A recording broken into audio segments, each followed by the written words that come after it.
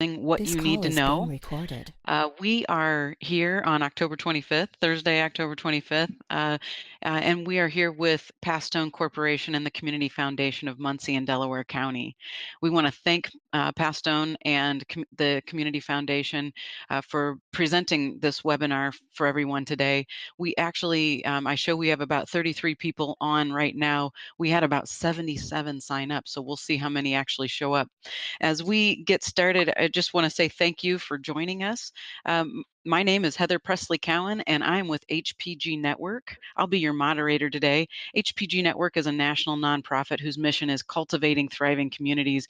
And again, we're just so pleased to be here with Pastone and the Community Foundation of Muncie and Delaware County, as well as all of the panelists today to have this conversation. So our panelists are, we are going to hear from the Community Foundation, Marcy Minton, in just a moment, but our panelists will be Brody Cook, Sergeant Michael Tolles, as well as Brody Cook, I'm sorry, is the Director of Environmental Health for Delaware County. Sergeant Michael Tolles, Drug Enforcement Meth Suppression Coordinator with the Indiana State Police. We have Brad King, Historic Preservation Officer, Environmental Review Officer for the City of Muncie, as well as Zach Craig, who's Deputy Prosecutor for the City of Muncie. And last but not least, Annette Phillips from Pastone Corporation. She's the Indiana Community Development Director. So with that, I'm going to go ahead and turn it over to Marcy Minton. She is the Senior Program Officer of the Community Foundation of Muncie and Delaware County. In her role, Marcy manages the foundation's primary grants programs, including the strategic initiatives of the foundation. She's the primary liaison between the foundation and its constituents regarding grant-making process, providing support to the grants committee members, grant applications, and grant recipients. So with that, Marcy, I'll hand it over to you. Okay, thank you, Heather. Can everyone hear me? At the Community Foundation, our mission ultimately is to improve the quality of life for the residents of Delaware County, Indiana. The foundation has recently embarked on a strategic grant-making program, and we felt strongly that neighbors in Delaware County cannot flourish when our neighborhoods still contain the aftermath of meth production and use. Even if we were to solve the problem of drug use, meth-contaminated homes are still left over for our community, causing harm for neighbors and neighborhoods, and it will take a caring community to mobilize with solutions. That is why we felt compelled to grant funding for the infographics shared with you in the invite and seen on slide number 4, and to expand on that information in this free webinar. We hope you have reviewed the infographic already, and it helped to shed some light on this important topic. If you go to slide 5, our goals for the webinar today are to do 3 simple things, because in only an hour's time and with attendees from all different industries, we simply couldn't possibly tackle all there is to cover on this very important topic. The first goal is to educate you on important definitions related to the problems of meth-contaminated housing and why this is a problem for communities. The second goal is to help bust myths that exist about the demographics of this problem. All ages, races, and income levels are impacted. Meth cooking and use affects housing for the long term, which in turn affects future residents, including children, the elderly, and everyone in between. The last goal is to hopefully mobilize you to want to research the issue further in the context of your own industry and your own personal needs, and then take action, whether that is simply educating residents, watching out for warning signs, participating in training, or rehabbing a home. It doesn't matter as long as the intent is to provide solutions for this complicated issue. So we are pleased now to present, in conjunction with Pastone, 5 expert panelists from Delaware County on this subject. Excellent. Thank you, Marcy. Well, let's get on with our first panelist then. So first up, we have Brody Cook. Brody Cook is the Director of Environmental Health at the Delaware County Health Department. He's in charge of the DCHD's meth lab program and has handled nearly 200 residential meth labs and hundreds more non-residential labs and dump sites. Brody also supervises other environmental health programs such as food safety, housing, child-led assessments, mosquito and vector control, on-site sewage systems and private water wells, public swimming pools, and rabies surveillance. Brody received a Master of Public Administration from Ball State University. Okay, well, thank you, Heather and Marcy, for facilitating this meeting today, and good afternoon to everyone else. So I'll start out with just a little bit of history. So what is methamphetamine really? So we hear a lot about methamphetamine in the news. We know it's a drug, we know it's dangerous, it rots your teeth, makes you crazy, all kinds of things. But from a very basic definition, meth is a strong stimulant drug that affects the central nervous system. Meth is just one of the many derivatives of the ephedra plant. Ephedra is a key ingredient in lots of other products like diet pills, ADHD drugs, decongestants. Actually, the first modern use of meth as we know it today was a stimulant for World War II pilots flying long combat missions or transoceanic flights. So it's been around for quite a while. When used, meth actually moves through the bloodstream to the brain, where it mimics the effects of dopamine. And dopamine is the chemical neurotransmitter in your brain that's responsible for sending signals of pleasure and reward. Meth can be smoked, injected, snorted, or ingested orally, meaning it can be eaten or drank. And onset of the effects are felt at different times, depending on how you use the drug, from immediately up to half an hour later. Meth can also be described as its waste products. Cooking meth at home, it uses all kinds of nasty ingredients and precursor chemicals, and some of those include acids and lye and phosphorus, acetone, lithium metals, various forms of ammonia, fuel sources, petroleum, kerosene, things like that. So that all those taken together can mean that lab sites are particularly dangerous because the stuff is normally just left behind and strewn all over the property. So I'm going to go on to my next slide. So how does meth actually affect the user?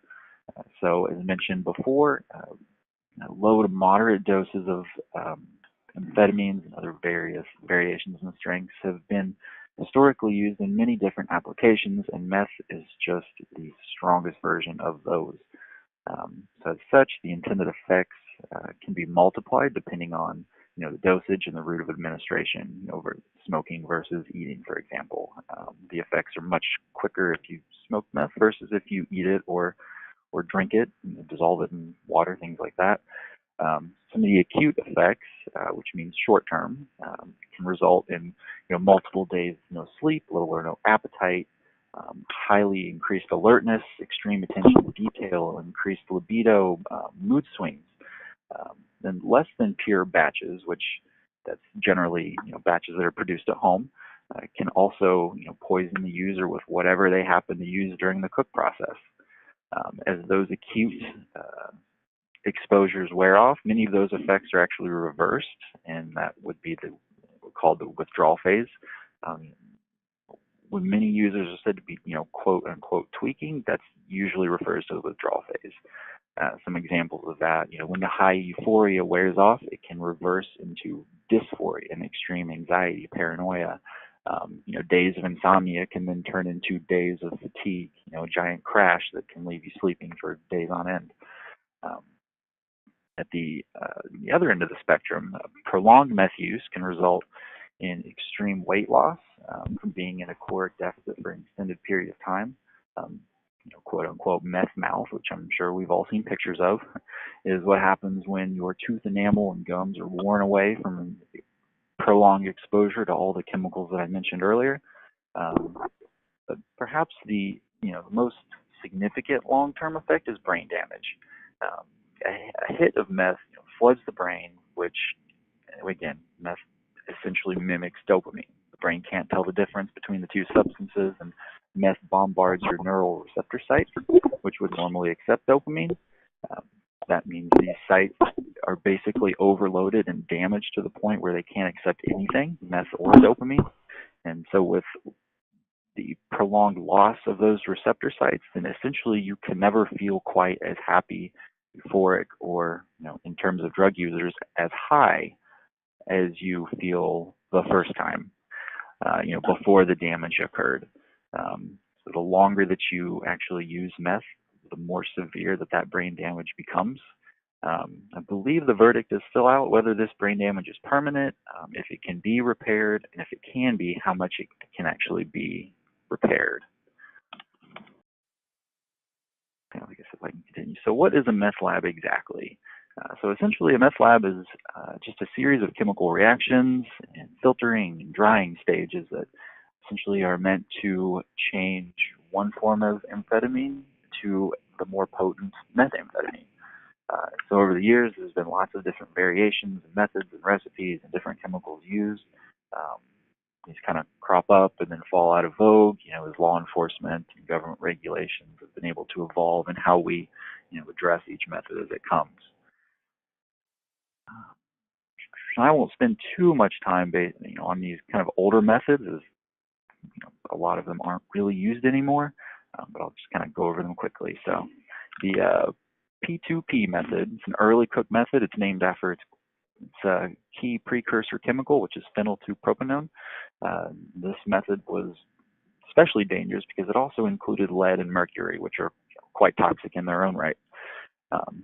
This method was pretty much abandoned when P2P was placed on the list of scheduled drugs and became much more difficult to acquire. The Birch reduction method uses anhydrous ammonia, which anhydrous ammonia is a colorless, odorless gas. It's normally used as a farm fertilizer, sometimes in refrigerants. This gas is especially dangerous as small amounts can overwhelm you very quickly. It displaces oxygen in your lungs and can suffocate you in a matter of minutes. So thankfully, this method isn't all that common. The red phosphorus method, also known as red P, requires phosphorus from sources like matchbooks or fertilizers. And again, this is also uncommon as it's difficult to get enough phosphorus to really be utilized. So the most common method that it brings us to is called the one-pot method. It's also referred to as shake and bake. You might have heard that. Over 90% of the meth labs found in Indiana are one-pot labs. This method is really popular because it's relatively easy, especially compared to the other ones. The chemical precursors are pretty easy to get. Unfortunately, it can also be the most wasteful of the methods. The common refrain is 6 pounds of waste for every 1 pound of product. So that's, as you can imagine, that's a lot of that toxic junk laying around in our environment and in our neighborhoods and things like that. However, recently, more and more of the meth seems to be imported from super labs, quote unquote super labs. These labs can produce much more, greater amount of meth than these small individual home operations. So this solves one problem, but it also floods us with more meth, and I'm sure other people will talk more about that as we go along. So I'm going to go on to my next slide, meth-exposed homes. So in addition to the intentional routes of exposure I mentioned before, people actually using the drug, residential contamination from meth vapors can also lead to unintentional exposures, and preventing those exposures are what the health department's meth program is actually all about. So when meth is cooked or smoked inside a home, meth residue is deposited on the interior indoor surfaces. Residue will dry and solidify on just about any surface it comes into contact with, and that's floors, walls, ceilings, bathtubs, your kitchen sink, inside your ventilation system, your HVAC system, and it can even make its way outside into the soil if people burn their waste products and things. A meth vapor from a cook operation can also contain all of the precursor chemicals that were used in the cook process, so not just the meth itself that we have to worry about. Porous surfaces, so that's your carpets, upholstered furniture, things like that, those usually cannot be cleaned. The meth residue will kind of seep its way down deep into the surface, and those are just impossible to clean. Solid surfaces, on the other hand, can usually be cleaned, so that's good. So that means that the residual meth contamination inside these homes can expose the occupants or children and even pets, anyone who's inside, to everything that was used in the cook process. Residual meth can be inhaled. The use of improper cleaning products or methods can cause solidified and dried residual meth to revolatilize and enter the air again as a vapor, where it can once again be breathed in. So the intricacy of those cleaning jobs, or why the remediation must be done by a licensed and registered contractor. Residual meth can also be absorbed through the skin. This disproportionately affects young children who can't walk. Children who crawl around on the floor, they put their hands on the floor, they roll around on the floor, things like that. So they are much more exposed to the meth on those surfaces. Small children also put their toys in their mouth. So that's very similar to how children are exposed to lead, at a young age. And so depending on the exact cook process and what chemicals were used, those who are exposed to residual meth have health effects ranging from brain damage, similar to the meth users themselves, with separate respiratory issues, skin issues, rashes, kidney damage, liver damage, spleen damage, just the wide variety of possible side effects, depending on exactly what sort of contamination is in the property. So it is important to note that the vast majority of scholarly research, medical treatment information, statistics, things like that, that's focused on adults. It's focused on the users themselves, and it's not exactly clear whether or not children exposed to meth-contaminated homes after the fact will experience greater symptoms, lesser symptoms, or similar symptoms. There's just not that much research out there yet. But it's important to note that children are, a highly susceptible population. Their brains are still growing, their bodies are still developing. They're normally much more sensitive to toxins just in general. So I think if that trend holds, then we can pretty much safely say that children are more vulnerable than adults to these contaminated properties. Thank you, Brody. Okay, now we're going to move on to Sergeant Michael Tolles. A little bit of background on Sergeant Tolles is Sergeant Mike Tolles is a 1991 graduate of Indiana University with a degree in criminal justice. He was selected as a candidate for the 49th Indiana State Police Recruit Academy, graduating in November of 1991. Upon his graduation from the academy, he was assigned to the Fort Wayne District with patrol responsibilities in Noble and LaGrange counties. In 1996, he became certified as an academy instructor with a primary discipline as a defensive tactics instructor. Also in 96, he was promoted to the rank of corporal and assigned district duty responsibilities at the Fort Wayne District. In 97, he became the marijuana eradication coordinator at Fort Wayne and remained in that assignment until becoming clandestine lab certified in 2001. In 03, he received advanced clandestine lab training at the department's Advanced Chemistry and Sampling School held in Indianapolis. In 05, he was promoted to the rank of sergeant and assigned as squad leader at the Fort Wayne District with first-line supervisory responsibilities of enforcement personnel. In 09, he was reassigned to the Criminal Investigations Division General Headquarters and assigned as the North Zone Supervisor, supervising the meth suppression detectives at 6 districts throughout the northern 45 counties of Indiana. He's an 08 graduate of Northwestern University School of Police Staff and Command. Sergeant Tolles has worked hundreds of clandestine investigations as a certified Clan team member and has testified as meth lab expert in multiple venues. He has attended numerous advanced Clan lab trainings and is level A certified. He's currently a meth coordinator and assigned out of General Headquarters. We have a really strong panelist here in Sergeant Michael Tolles. Well, good afternoon. I hope everyone can hear me just fine. I will be on slide 12. What was asked is, what do these houses where we make these busts look like? And generally, many times, the homes are in disarray, not well kept, many improvised venting and electrical modifications are done to the home. Many times, blankets or shutters are put over the windows to avoid detection of their illicit activities, that being manufacturing methamphetamine. Also, many times we find that when there are children involved, that there's not adequate food in the home, soiled laundry, many times no bedding for them. So it obviously creates a problem for a community as well as for the children within these environments. But that's not always the sign that we look for. We found clandestine lab activity in upper end housing additions. We have found them in industrial settings, For example, Lilly here in Indianapolis had one set up. So there's no one factor, if you will, but what happens after prolonged use and when meth psychosis sets in is we find that there's a lot of inhibition and people stop taking care of not only themselves but of their property or where they're staying. If we advance to the next slide, slide 13.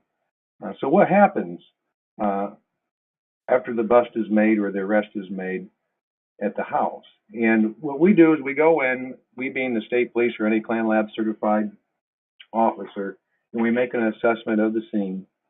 And once the assessment and the high hazards are identified, we begin processing the scene just as if a crime scene technician would at any other crime scene. We just have an advanced training and skill set to do so safely. Once that's processed, many people have this misconception that we're removing all the hazards from the structure, and that's not true. We're there once again to process a crime scene, to collect evidence, and we do take away as much regulated waste as we can. However, there is a lot of remnants that remain there, and Brody covered it. Many of it is from the off-gassing of the chemical process. It does get into the carpets, the walls, etc. So the home many times is still contaminated and will test positive for methamphetamine. So what Indiana did several years ago is we decided that, well, this needs to be reported and it needs to be documented. So we came up with what's referred to as the occurrence report. So once a lab scene is processed, the occurrence report is completed, and that picture is depicted on the left side of that slide. I apologize for the small font for some of your viewers. That report is filled out at each and every lab scene. Once it's completed and certain areas of the form are filled out and I identified the chemicals, where they're found, etc., it is forwarded to the local health departments, as well as to the Indiana, it used to be IDEM, but now it's to the Indiana State Department of Health. We also submit that to local fire agencies, and if children are involved, that is submitted to the Department of Child Services as well, so they can identify a child in need of services involving a dangerous drug environment.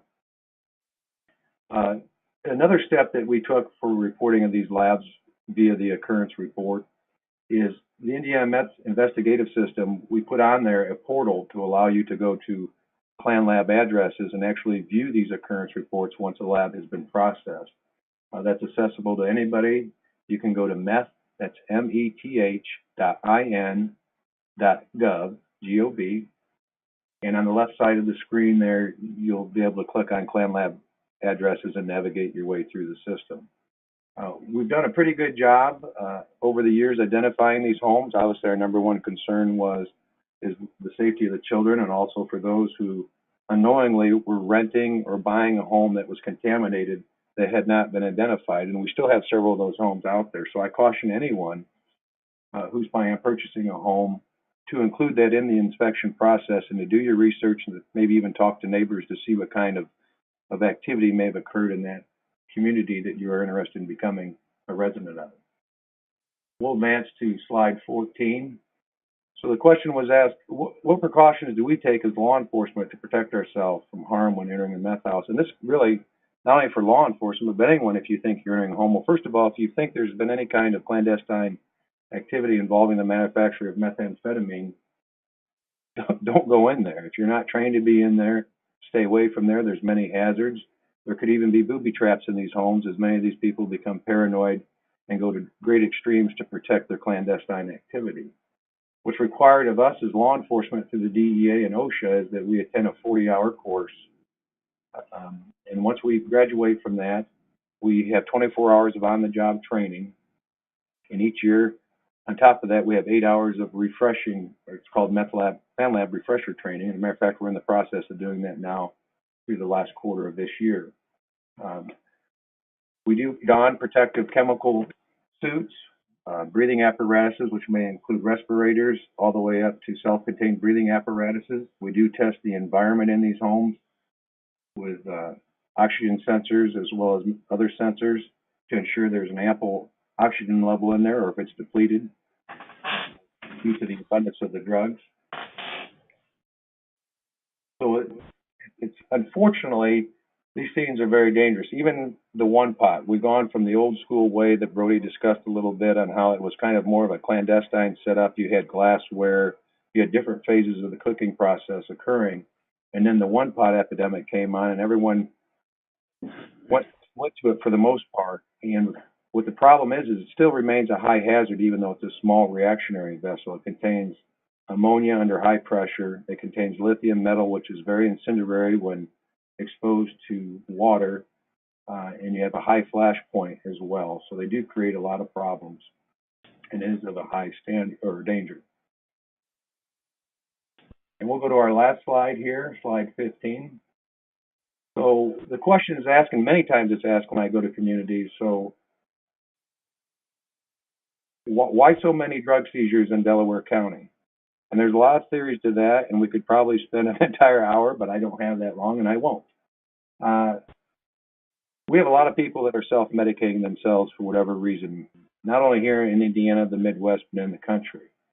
And we find through drug trending and through submissions to our regional laboratory, it's based upon what's available in the area. Unfortunately for us, due to the ease of manufacturing methamphetamine and the availability of the products to do so, it was a very easy product to get a hold of. But for example, in Gary, Indiana, they weren't having a meth problem, let alone a manufacturing problem, but they did still have a cocaine problem. So that was a drug that was available for those self-medicators. In central Indiana, in particular in Muncie, we had methamphetamine. They say for every one cook, they'll teach another 10 cooks to manufacture. So that just continues to magnify itself, and eventually you're going to have a high number of users. The good news is the reason we had and still have high numbers in Muncie and in Delaware is it was identified as a public safety and crime related issue. We did not, when I say we, the community, did not stick our head in the sand and disregard the obvious and the clues that we were seeing in the usage and the arrest and other crimes associated with the usage of methamphetamine. So resources were utilized, law enforcement was trained on what to look for. The Indiana State Police had an actual team, the Pendleton Post, that was assigned. Their full-time responsibilities were to concentrate on the manufacturing of methamphetamine and to suppress it. So that's where we are, and that's how we got there, is we identified it.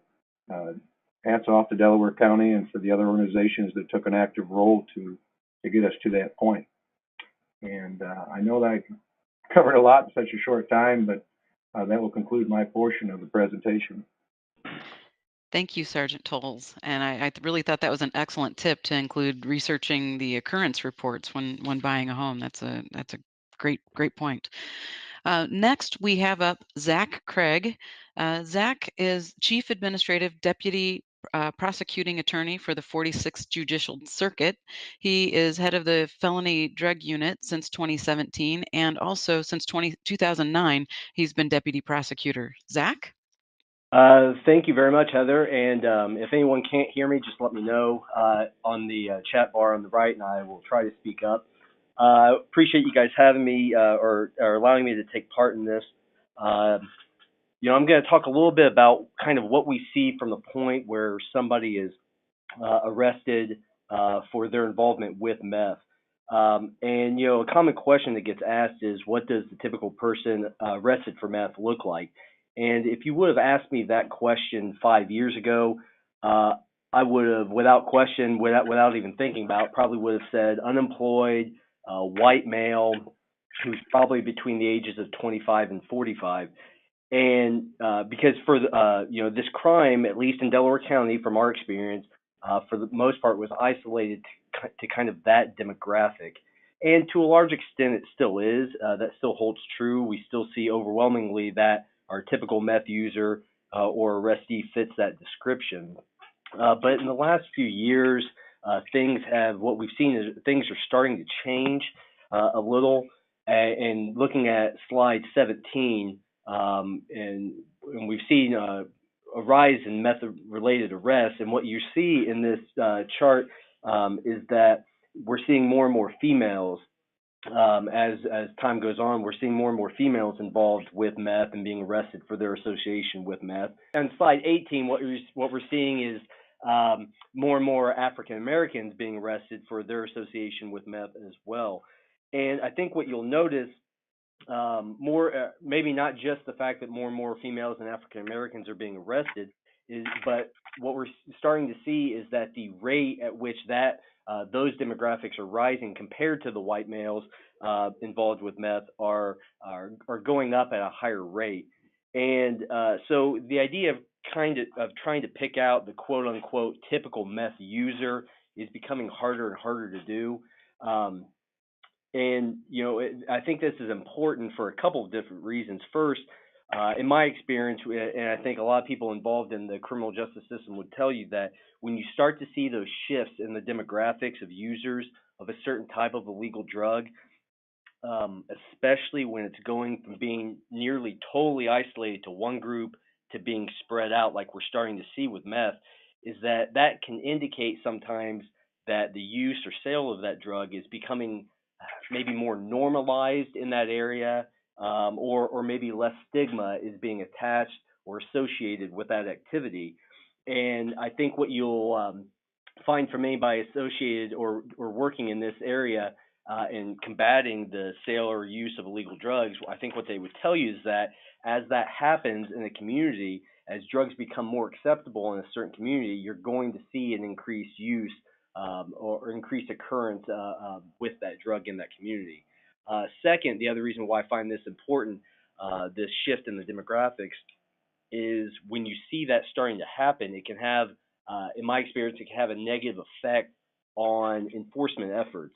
When you're targeting the sale or possession of illegal drugs like meth, if you're dealing with one particular group of people, it's a lot easier to target that group in order to gain access and ultimately make arrests. Once that activity starts to spread out into different demographics, different areas, different communities, it becomes harder and harder to track who the real players are, who the real pushers of that drug are. It becomes harder to gain access, and it becomes harder to affect any real change with your enforcement efforts. So the fact that we're getting farther away from a typical meth user is very important.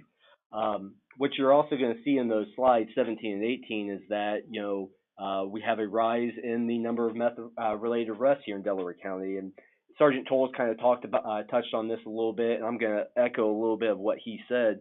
And I may take it a little bit further than what he said. I am, aside from the fact that there has been the fact is that there's been increased use of meth. I am very comfortable attributing the rise in the number of arrests, for the most part, to our level of enforcement in Delaware County. I can tell you I've been involved with that since I've been here in our office, since 2009, especially from probably about 2011, 2012 on. And I can tell you that our level of enforcement has been second to none. And when I say second to none, I mean in the entire country. We've used every single tool at our disposal to essentially put a full court press on the production and sale of meth in our county. We've utilized all of our law enforcement agencies locally, including the Muncie Police Department and the Delaware County Sheriff's Office. But in addition to that, and Sergeant Tolles talked about this a little bit, we worked with his unit, the meth suppression unit with ISP. We've worked with the DEA. And essentially, we made it a goal, a priority in our county to enforce and try to eliminate the manufacturing of drugs. And whenever you do that with regards to a particular drug, you're going to see an increased number of arrests. And that was no exception with meth, and we saw a higher number of arrests associated with that. Moving on, another question is usually that I usually get is what happens after somebody is arrested for meth. And unfortunately, one of the largest problems we have in Delaware County, and this affects the kind of the effect that we're able to have on the enforcement side, but we have an absolute deficit in our treatment options that are available for addicts. Ideally, when somebody is arrested for possessing a drug like meth, they may get booked into the jail initially for a short period of time, and then maybe be released to some sort of a drug treatment program to try to deal with that root cause of their problem, their addiction. But that really doesn't happen all that often, and it's because the treatment options are so limited here in Delaware County. We don't have any inpatient or residential treatment facilities. The outpatient facilities that we have are few and far between, and they are so backlogged that it takes providers months sometimes to see individuals that are suffering from an addiction. And as a result of that, you see individuals going to jail for a short period of time and then ending up back on the street with no help, no treatment. So they end up right back to the drug. And at the end of the day, that just creates this kind of vicious cycle that we see over and over again. Somebody being arrested, released, and we don't end up getting to deal with that root cause of their problem. When you talk about the penalties, what penalties there are associated for meth, and going on to slide 19, what you're going to see obviously is that there are higher level penalties for dealing or manufacturing meth as opposed to merely possessing it. And obviously the reason for that is we have always viewed dealing or manufacturing of a drug as a more serious offense. Now, whether it's possessing or dealing, what you're going to have is a base level penalty for each of these crimes. And then that penalty can then be elevated by different factors. First and foremost, what we look at is the weight of the drug that a person either possesses or that they're selling. The higher the weight, the higher the penalty that they're going to see. After that, we look at what are called enhancing circumstances, and these are laid out by state statute, and they include things like prior convictions for dealing a controlled substance. Were they possessing a firearm while committing the crime? Were they committing the crime in the presence of children? And there's some others that are out there. And as I said, they're laid out by state statute. If you have any of those enhancing circumstances that apply when a person is arrested with meth, either selling it or possessing it, then you're going to see a higher penalty. And you can see on slide 20 what those penalties are. As I mentioned earlier, you start with that base level felony for possessing meth. That base level felony is a level 6. For dealing or manufacturing of meth, the base level penalty is a level 5. And as you start to go up with the higher weight or any of those enhancing circumstances, then the penalty it becomes a higher level felony, and as such, the potential penalty is higher.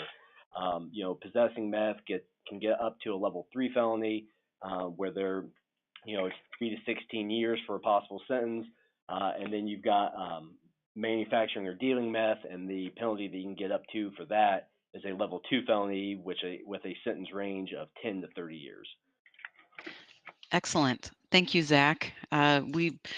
We'll move on now to our next part of the presentation, and we'll move to slide 22. Up to now we heard from Brody about what meth is, and Sergeant Tolles explained busts, and now Zach has told us all about how that gets punished.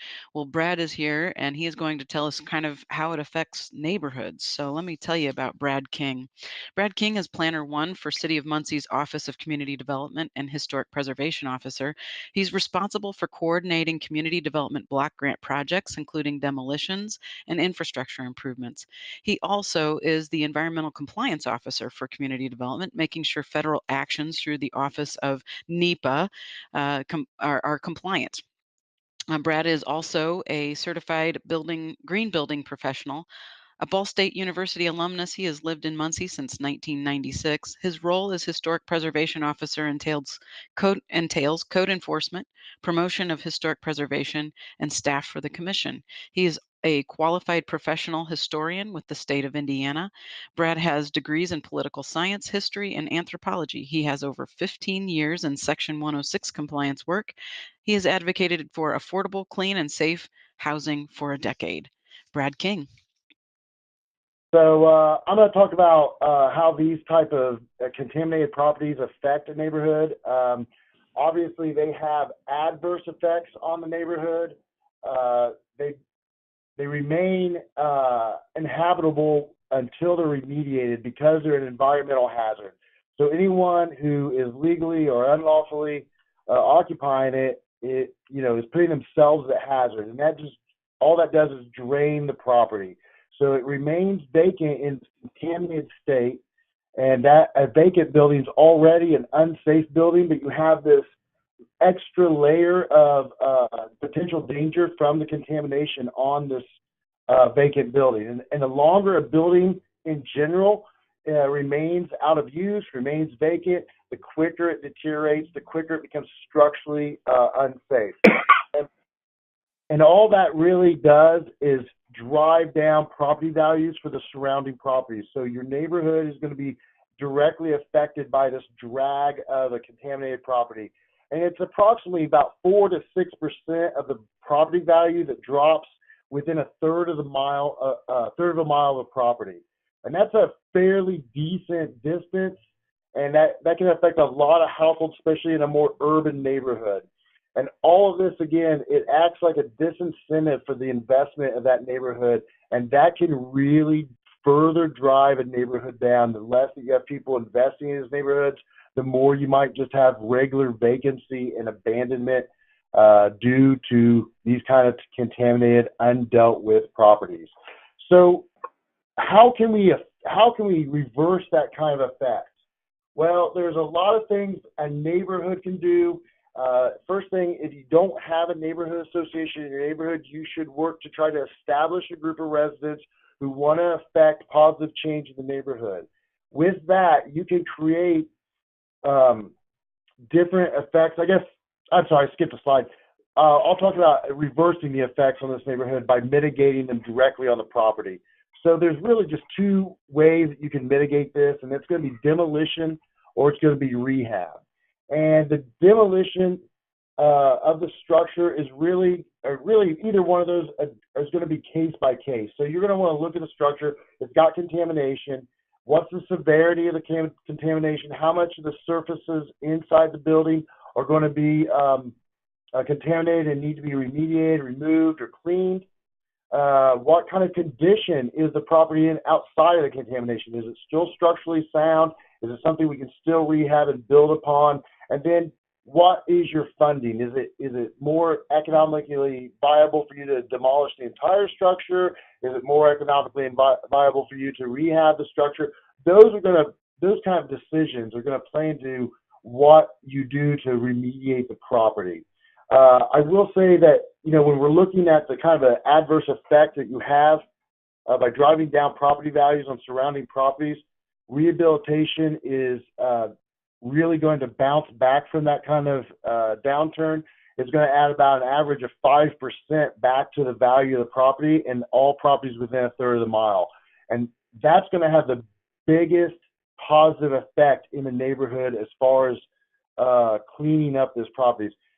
Demolition does help, but it really helps level out the value decrease, especially if you don't have what we call an infill. If you don't have some type of new construction or new housing build that's going to go on that property after demolition, you're really just leveling out the effect. You're not going to get the rebound that a rehabilitation project's going to have on an adverse property. Now we're going to talk about what a neighborhood can do, and that's when you're going to want to have a neighborhood association so that you can try to establish some help and advocate for these properties. The first thing a neighborhood can do is establish a neighborhood watch. This is going to help identify properties that are potentially contaminated, that potentially have questionable behavior going on. Maybe you already know of some contaminated properties and you just could keep a watch on those properties to see, are they still being used? Because they shouldn't be used if they haven't been remediated. And if they are being used, or if there is any type of activity around these properties, a neighborhood watch can help by reporting that activity to code enforcers, law enforcement, and making sure that they're aware of what's going on. The other thing you can do is reach out to your local police department, your local law enforcement agencies, sheriff's departments, reach out to your code enforcers like the health department, and try to make sure you have an open line of communication of where are these properties, are they being used when they shouldn't be used, are proper remediation procedures being used when it gets to the remediation. Having that connection, having that link with those kinds of officers is going to be invaluable. So the other thing is, I talked about advocating a bit for these properties. That's when you're going to want someone to come in and either rehab or demolish and build new. and you're going to want to have housing developers see potential in these values, and that's really going to be the values of the neighborhood. While that one property is contaminated, it's dragging down the value of the surrounding properties, and they may be occupied and still very nice properties, but this one property is really acting like a drain on them. And you've got to get housing developers to understand that dynamic. And another thing to keep them safe and to help neighborhoods understand if they're being used, when they're not, is to actually board them up. Make sure if they're abandoned and they're not being dealt with, boarding them up to make sure that people aren't going in them and further contaminating them, further endangering themselves, is going to be a big benefit in helping getting that problem solved. Of course, when you come to remediating a property, I talked about it's either demolition or rehabilitation, and that's going to depend on one of the decisions was going to depend on funding. And there are a few funding sources that you can get locally and nationally. My office deals with the Community Development Block Grant. That is a source of funds for residential rehabilitation that can occur. That funding comes from the Housing and Urban Development, so we look to address certain national objectives when we're dealing with this kind of potential contamination, whether it's a low to moderate income house or area. That residential rehab can help rehab the meth contamination and meet that kind of national objective. The other thing is meth contamination, as I explained, can really cause a property to become blight. And one of the national objectives of HUD is to remove slum and blight. So just dealing with it alone can be meeting a national objective of blight removal. Recently, this meth contamination has been called meth fields, effectively named after brownfield type of contamination that we know from light and heavy industrial use. And the EPA, the Environmental Protection Agency, has been wanting municipalities and government agencies to apply for brownfield funding to try to deal with meth contamination. Their brownfield program provides several different types of funding for different activities, from assessment, that's what the assessment grants are for, cleanup grants, that's cleaning up, and then there's also programs that help states and local municipalities kind of fund other programs, such as a revolving loan fund, or state and tribal resources program, which is made for states and, of course, tribal resources. And then there's local foundations and local funders that also provide money to offset these kind of costs. Muncie's lucky to have several different funders and foundations, from the Ball Brothers Foundation, Community Foundation, George and Princess Ball Foundation, my office, and United Way of Delaware County. All are different types of funders and that have money available for potential projects. Now, as far as the city side goes and how the city can help address the problem of meth contaminated properties, the city can really work with partnering with different organizations, whether it's neighborhood associations trying to create awareness of these properties and trying to make sure that those lines of communication I mentioned are opened, whether it's police departments trying to do more community policing, where they create lines of communication to know what's going on in these neighborhoods and to feel trusted and to have trusted resources in the neighborhood. That builds a rapport that you want between government officials and local neighborhoods and local families. Then the city can also try to assist in projects that highlight these kind of remedies. Pat Stone's meth contaminated housing demonstration project and documentary, and even this type of webinar for educational purposes, are great ways and great examples of how cities can work with other organizations to address this issue. And of course, they can also be lead applicants in certain programs like Community Development Block Grants, Environmental Protection Agency grants, and Indiana Brownfield Response Program revolving loan, which is through the state of Indiana. So those are different ways that that houses and housing values are brought down, but neighborhoods can try to address them and work with organizations to address it. Like Heather said, I work for the Office of Community Development here in Muncie. So if any of you have any questions about this topic or anything else that we could help with, please feel free to call my office. Thank you, Brad. And yeah, I realize we are just a few minutes away from our 3 o'clock ending. And so I want to move on to Annette Phillips and let Annette get going. Annette has been working with community development in the community development field since 1994. She served as community development director for Pastone's Indiana office for 15 years. Annette? I just want to thank everyone for joining the webinar, and also thank our funders who have helped us with this process over the past few years as we've looked at the issue of meth contamination in the housing stock. And that includes NeighborWorks America, City of Muncie, and Community Foundation of Muncie and Delaware County. Okay, so in terms of some of this has already been addressed in terms of what actually happens when a house is tagged, but just to kind of give you another vantage point, Pastone is a HUD-approved housing counseling agency, and we're also an affordable housing developer. And so from our standpoint, what we're looking at is that when this happens, and it can happen, it's important to say that it can happen not only in homes, and so when you pull up the Delaware County map of lab seizures, those addresses are not all actually homes. It could take place in fields, yards, even places that we don't really think about, like cars and backpacks. There was an article, a news story a few years ago that we had a lab seizure in the Walmart South here in Muncie, and so it can take places in a lot of places. But I would say the majority of places that the lab seizures have taken place, or a good portion of them, are actually homes in our community.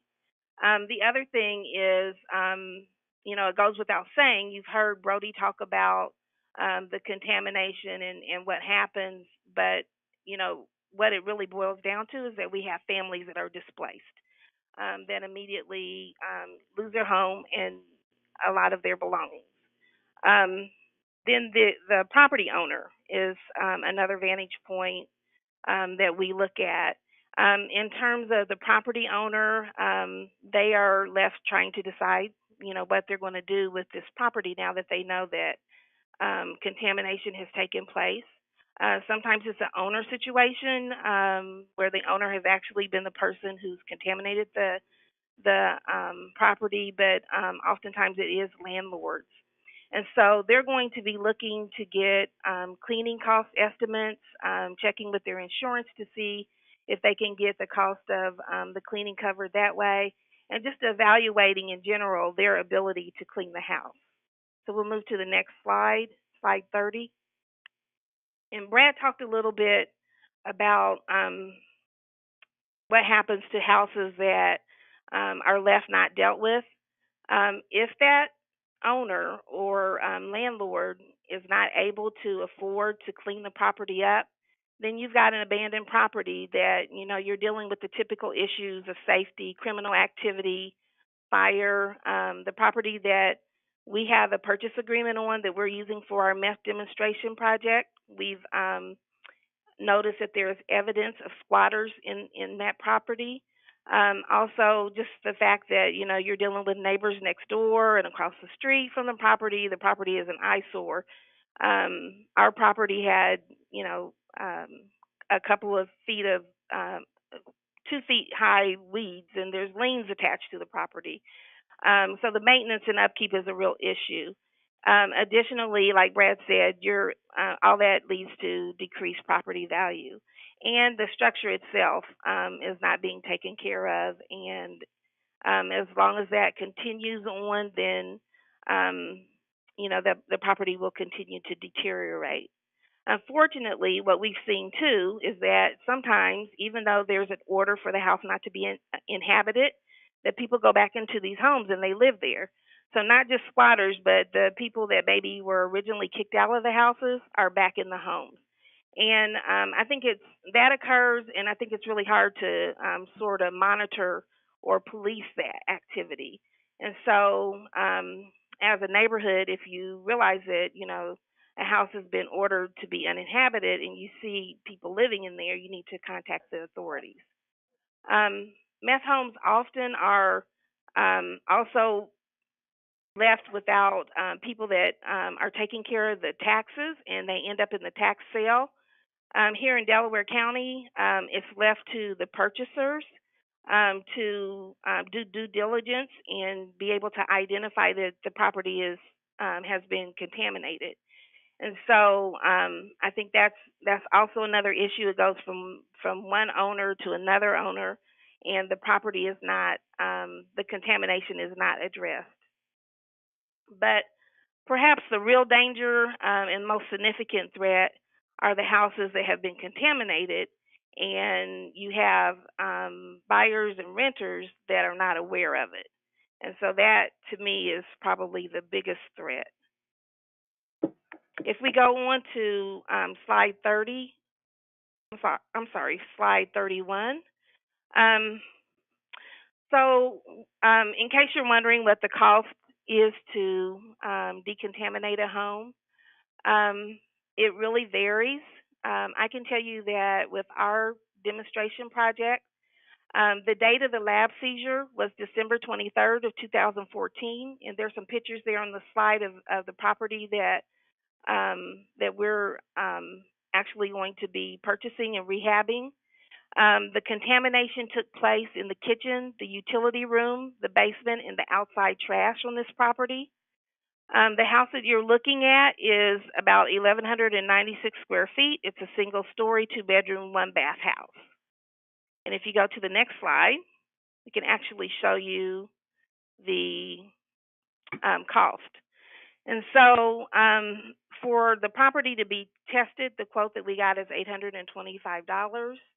The actual cleaning cost for the house was quoted at $6,382.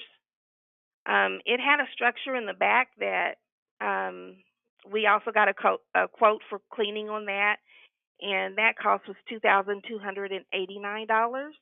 And then on the back end, you got to do clearance testing to make sure that the house is properly cleaned and you got everything. And so that cost is $755. And so as you can see, these costs really start to build up and can be quite overwhelming. If you go to the next slide, one of the things that we wanted to do with our demonstration project was to kind of chronicle our journey and share what we've learned, and look at maybe some of the legislative and policy changes that need to be made in order to more effectively deal with meth contaminated homes. And so there on that slide, on slide 33, you can see that I've listed some of those things. One of the things that we found is that the law requires that the house is that the house has to be cleaned only if there's been meth cooked in the house. But we ran across at least one house that was busted, and we were looking at that as a potential property. But the owner was involved, I think, in the bust as well, and there was absolutely no incentive to test or to clean because they were not ordered. Because the only thing that was on the report was that meth had been cooked in the home. And so, just because of the potential contamination just with meth cooking, one of the things that might help out is that even if those homes could at least be required to be tested. The other thing that we found is that even though the law says that you can't transfer from one private owner to another private owner, it does happen. And so there needs to be something that is attached to the deed where there's a notification of the contamination, and it will prevent undisclosed transfers of property. One of the best practices that we will be using with our meth demonstration project is third-party clearance testing. As it stands now, the same qualified inspector that does the initial test and the cleaning does a clearance. And so you can kind of see where there could be some potential conflict with that. And so on our demonstration project, we will be using a different qualified inspector, and that's something that we think should be a change in policy, that should be required. Brad talked a little bit about demolition. Obviously, the preferred method is to be able to rehab the house and to be able to have that higher value to the neighborhood and the other housing stock surrounding a meth house. But if the house has to be demolished and it's on a demolition list, if municipalities would commit to moving meth properties to the top of the demolition list, that would be incredibly helpful. The other thing I mentioned a little bit about the county tax sales. If our county tax sale of properties could identify, instead of relying on the buyers to, do their due diligence and know that a property is contaminated, if they could maybe cross-check that with the county health department and identify those properties and make sure that the health and safety order is transferred. I don't know if that's the correct terminology, Brody, but just make sure that the order is transferred to the certificate holder in a tax sale. That would be helpful. And, looking at whether or not that person who's buying properties in the tax sale has the ability to clean it as well. I don't know if there's a way to do that, but if we could, that would certainly help. And then last but not least, one of the things that we ran into, because as I said, properties are not to be transferred from one private owner to another without them being cleaned, is that when you do have an affordable housing provider like Pastone or some of the other local affordable housing providers in the community who want to take on projects like this, or even private folks that want to rehab these properties, because it is very risky to purchase a property and to, if the current owner is not going to pay for the decontamination, they can't afford it, finding a way that you could transfer that and the affordable housing developer can clean the property afterward, which we did. We were able to get permission to do that in the case with our rehab house. And that way we wouldn't have to spend that initial $7,000 for cleaning the property prior to owning it. Thank you, Annette. And I just want to say, first of all, thank you to the almost 100% of the people who have stayed on this past few minutes over past 3 o'clock to get this rest of this information. Moving on to slide 34. The resources slide. Everyone, all of the panelists, which I want to say, this is a very, very quality panel that's been put together. Marcy and Annette, this is it's just been a great presentation. All of these resources on slide 34 are for you. And when we send you out the PDF of this, you'll actually be able to just use those links and click on them to get more information about what all of the conversation topic has been about today. In your conversation pane is a SurveyMonkey survey link. We would love for you to go out and use that link to give us feedback on this webinar. And if you have time and would like to continue on and have any questions that you'd like to present, we would surely like to offer the opportunity to have a bit of a Q&A before we get off the line. So I'll just give you a second here. So I want to say thank you to Annette and to all of the panelists today. It's been an excellent presentation. I want to just say thank you to, again, almost 100% of the people stayed on the 10 minutes we've gone over past 3, and want to thank you for that. Thank you, everyone, and hope you have a great afternoon.